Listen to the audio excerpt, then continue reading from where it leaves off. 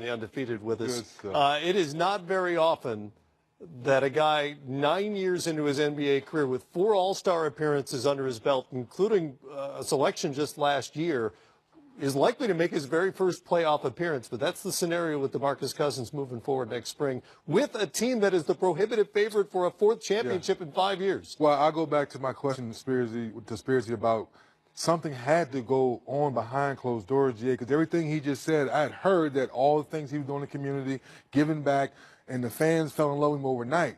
So I understand the injury is one thing, GA, but not a one-year deal, not something you don't offer him for all the talent, 25 and 12 and 5, just to walk out the door. The injury is one thing again, people, but if the guy had really changed his stripes and doing all the right things, how do you just let that walk out the door for nothing?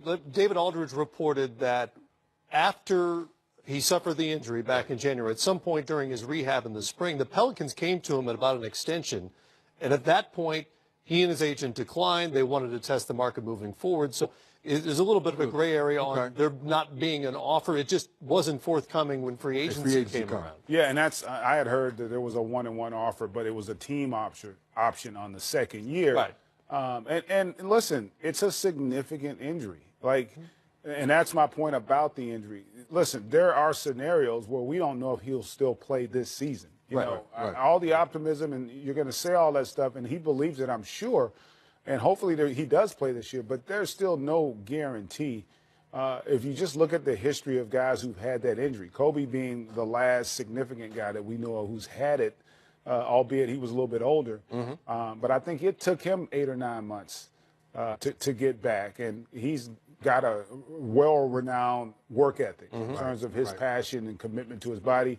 If Boogie is on that path, then, you know, God bless him, and hopefully that does happen. But we still don't know. And so, to me, it's not so much that he signed with Golden State. To your point, he didn't have a lot of takers. Right. Even at this number, he didn't have a lot of people that were willing to risk, not just about all the stuff off the court. I think this was more about whether or not he could be an asset on the court this season. And so now he gets the opportunity in an environment where he doesn't have to be as productive to still possibly command a max contract. And think of it this way, too. If you're Golden State, they get an opportunity to have him in-house for a year. When they go into next year, Kevin Durant signed a 1-and-1. Klay Thompson's a free agent. Draymond will be going into the last year of his deal. And they'll be a year removed from their new arena. So, you know, we don't know how all that's going to play out. I would assume Klay Thompson's going to want a max deal as well. And so this is in a lot of ways also it could be insurance to them moving forward that they can contend if they were to somehow lose a Kevin Durant and or a Klay Thompson after next season. In terms of the basketball part, even if it all goes as well as it could possibly go, you've got to assume he's not going to put up anywhere near the numbers he did last year in New Orleans because they're not going to require that. Basketball-wise, what does it look like with all this talent on the floor? Well, they would be really hard to deal with. Him being healthy from an offensive standpoint, you can make the argument he's the best center in the game. He's improved his ability to stretch it. He's a terrific passer, which, you know, oftentimes gets lost.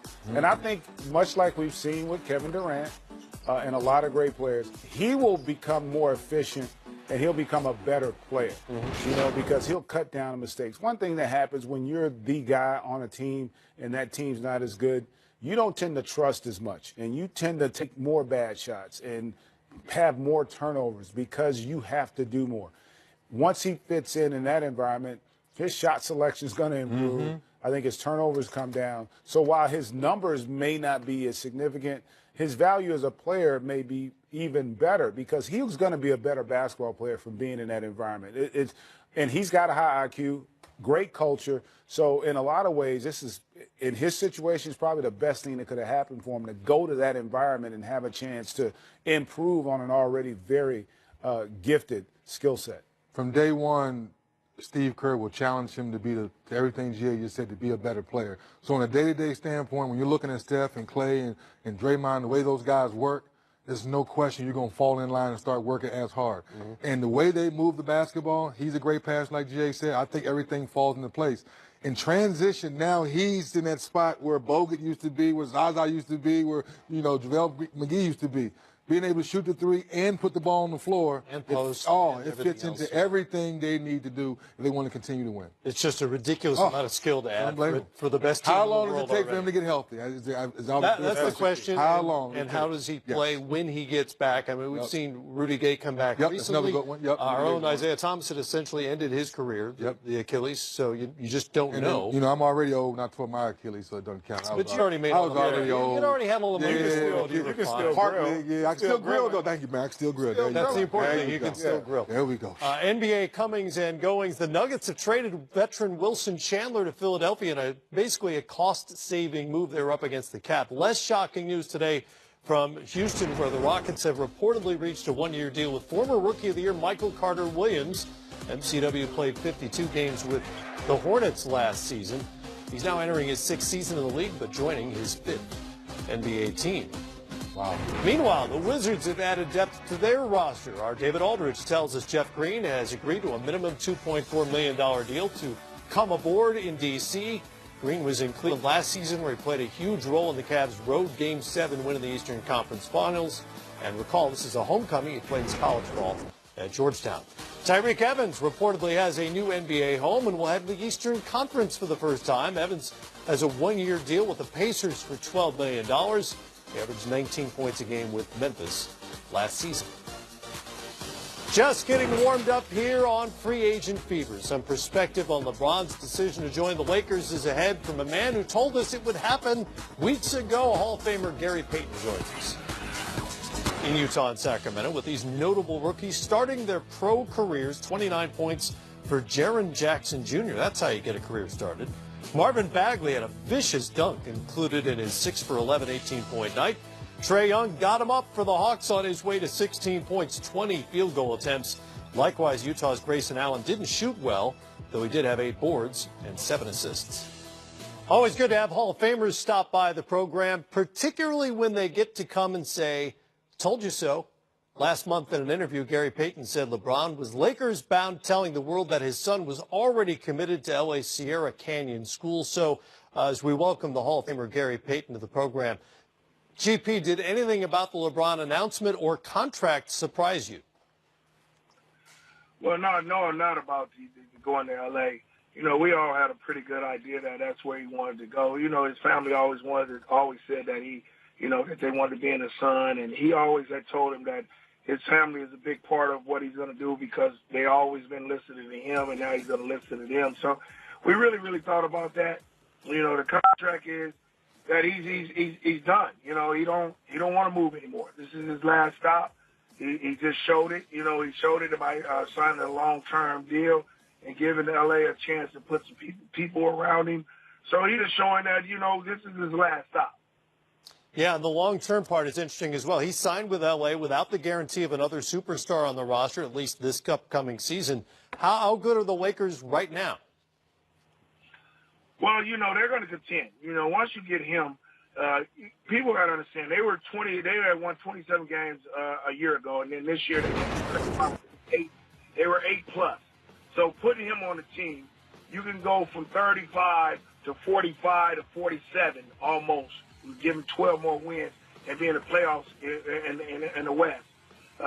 They're putting pieces together. They did a good job of getting Rondo with a guard that can help Alonzo Ball, Lance Stevenson who can guard somebody, JaVale McGee who can block shots and do things. Now he has to just have some players that's going to score with him and he can rely on, and he doesn't have to do so much work. I don't know if they're a championship team. I don't think that's the case. I think they're a playoff team. And, Gary, with that being said, what advice would you give LeBron, knowing that Cleveland's a small market from a media standpoint? Obviously, Miami has its market. But now you're going to L.A. They're expecting championships. What advice do you give him, knowing that you were the big man in Seattle going to L.A. with Shaq and all those things, but he's still the king of the hill? What advice to kind of get the Lakers back to championship? All I can do is just tell him to be himself. He has to go in there with the same mentality that he's been doing for the last, 8 years that he went to the finals for 8 years straight. He has to go in there and make everybody else better. I think if he makes everybody else better, you got to think about it. You're going to came to a Western Conference that's loaded. Golden State and the Houston. They're going to be good, so you're going to have to try to dethrone them, but you got to get players. This first year, you got to make them understand we're going to get better. We're going to be a 10-plus more team, win 40, 45, 46 games, and then you're showing the light. The next year, you're going to have to be in contention of winning the championship. His mindset has to be, I'm going to get this team to be the best team it can be. You get me the right players, we're going to win basketball games, and we're going to contend for a championship. Gary, let's move over to the defending champs now, Golden State. What was your thought when they were able to go out and acquire DeMarcus Cousins? And when he gets healthy, what do you feel like he brings to the table? Well, a great basketball player. We didn't think that he was going to be in this situation. Just taking a mid-level exception, and then all of a sudden now going with the Golden State Warriors. If he comes back right, he would have to adjust his game. DeMarcus likes to hold the ball at the top, shoot threes, and get to the bucket and spin and do things. But he got a lot of players around him now. He doesn't have to do that. I think he would have to get in on the block, face up guys, and be that man. That's the only thing Golden State missed was a big man. Now they got a true big man at 25 and 12 or 13 that can go. If he comes back from his Achilles injury and be the player that they want him to be and adjust his game and get down low and run with them, they're going to be an unstoppable basketball team. GP, before we let you go, obviously Kawhi Leonard is still out there. If you're any team in the league willing to take the risk to go after him, even if it's only for 1 year, which team to do it? Well, you would have to say either the Lakers or Philadelphia. Philadelphia will be a good team because you can take the risk. They'll still be good, and then you got to make sure that you can influence him to come back. This is a good team. We can win the East all the time. We can beat a lot of people. Then we can contend with the West, whoever in the West, if you be that player. And he has to bite into it. He has to be just almost like Paul George did. Oklahoma didn't think that they can keep him, but he got with Westbrook. Westbrook convinced him, and he stayed. I think the Lakers are the same thing. You put him with LeBron and a couple of more pieces, and he's at home, he's going to do that. But, San Antonio has to get the right players for him. And if the Lakers want to make that move and they want to keep him, they don't have any problems because he wants to be there. So that's the team that, has to make the sacrifice and say, are we going to give some of these young players away and some draft picks?